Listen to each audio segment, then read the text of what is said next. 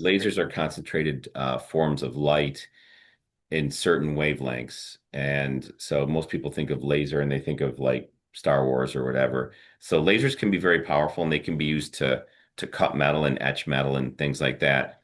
But there's certain wavelengths of light between like let's say 600 nanometers and 1200 nanometers that are therapeutic for humans. Oh, I don't believe that, that's BS.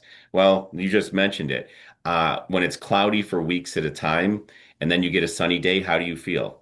A lot better because certain wavelengths of light elevate our mood, they give us energy.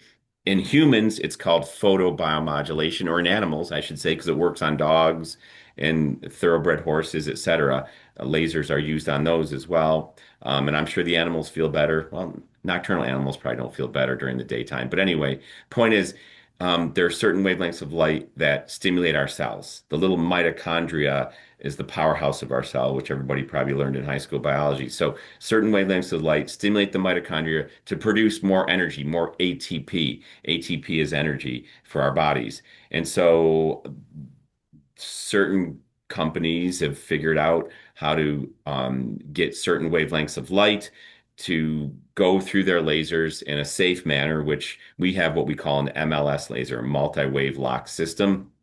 And so it's two wavelengths of light, 808 and 905 nanometers. That doesn't make that much difference, other than the fact that if you just use those by themselves, you could burn somebody. Lasers can burn people, but the company that we get our lasers from, they have patented a system where they lock those wavelengths together so that it's very safe and it cannot burn somebody, but it has all the positive therapeutic effects. So stimulates your mitochondria to produce more energy, more ATP, so your cells work better, you have more energy.